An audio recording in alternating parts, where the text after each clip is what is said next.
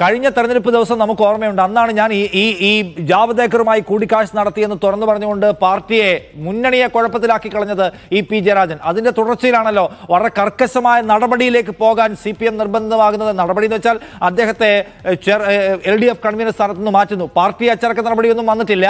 അത് കേന്ദ്ര കമ്മിറ്റിയുടെ പരിഗണനയിലാണെന്ന് വിചാരിക്കുന്നു.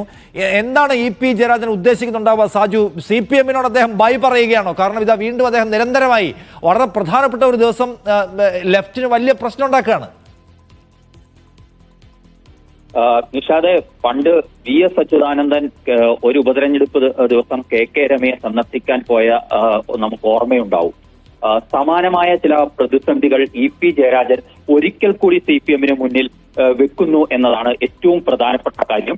ഇതിൽ നടപടിയെടുക്കാതെ പാർട്ടിക്ക് മുന്നോട്ട് പോകാൻ കഴിയില്ല എന്ന കാര്യം പി ജയരാജനും അറിയാം. അതുകൊണ്ട് തന്നെ ഇന്നത്തെ ദിവസം പുസ്തക പ്രകാശനത്തിനായി തെരഞ്ഞെടുക്കുകയും വോട്ട് എടുപ്പ് തുടങ്ങുന്ന മണിക്കൂറുകളിൽ അതിന്റെ വിശദാംശങ്ങൾ പുറത്തേക്ക് വരികയും ചെയ്യുന്നത് ഒരു സാധാരണഗതിയിൽ സംഭവിച്ചു പോയ കാര്യമാണ് എന്ന് വിചാരിക്കാൻ ആർക്കും കഴിയില്ല. കൃത്യമായ കണക്കൂട്ടലുകളോടുകൂടിയുള്ള നീക്കമാണ് പി ജയരാജൻ നടത്തിയിരിക്കുന്നത് എന്ന കാര്യം ഉറപ്പാണ്. അതുമാത്രമല്ല, ആത്മകഥയിലെ ഇപ്പോൾ പുറത്തു വരുന്നതിൽ ഏറ്റവും പ്രധാനപ്പെട്ട വിമർശനം പോലും രണ്ടാം പിണറായി സർക്കാർ ദുർബലമാണ് എന്ന വാദമാണ് അദ്ദേഹം ഉയർത്തിക്കൊണ്ടിരിക്കുന്നത്. അവിടെയാണ് ഏറ്റവും പ്രധാനപ്പെട്ട കാര്യം. കാരണം രണ്ട് ഉപതെരഞ്ഞെടുപ്പ് നടക്കുന്ന ഒരു ദിവസം സംസ്ഥാനത്തെ തന്റെ പാർട്ടി ഭരണത്തിലിരിക്കെ അതിന്റെ സർക്കാർ ദുർബലമാണ് എന്ന വാദം ഉയർത്തിക്കൊണ്ടുള്ള പുസ്തക പ്രകാശനം, തന്റെ പുസ്തകത്തിന്റെ പ്രകാശനം ആ ദിവസം സംഘടിപ്പിക്കുന്നു. അതിന്റെ വിശദാംശങ്ങൾ വോട്ടെടുപ്പ് തുടങ്ങുന്ന മണിക്കൂറുകളിലേക്ക് പുറത്തേക്ക് വിടുന്നു. അവിടെയാണ് നിഷാദ് ചോദിച്ചതുപോലെ ഇതിന് നടപടി വരും എന്ന കാര്യം പി ജയരാജൻ എന്ന കേന്ദ്ര കമ്മിറ്റി അംഗത്തിന് സംസ്ഥാനത്തെ മുതിർന്ന നേതാക്കൾ ഒരാളായ അദ്ദേഹത്തിന് അറിയാതിരിക്കുന്നതല്ല. അപ്പോൾ അതെല്ലാം അറിഞ്ഞുകൊണ്ട് കൃത്യമായ കണക്കൂട്ടലുകളോടുകൂടി തന്നെയാണ് പി ജയരാജൻ ഇത്തവണയും ഇറങ്ങിയിരിക്കുന്നത്. അത് പാർട്ടിയെ അക്ഷരാർത്ഥത്തിൽ പ്രതിസന്ധിയിലാക്കുക എന്ന കൃത്യമായ ലക്ഷ്യം അതിന് പിന്നിൽ ഉണ്ട് എന്ന് പാർട്ടിയും തിരിച്ചറിയും. സ്വാഭാവികമായും ഇതിൽ ഇനി നടപടിയെടുക്കാതെ, പാർട്ടി തല നടപടിയെടുക്കാതെ മുന്നോട്ട് പോകാൻ കഴിയില്ല.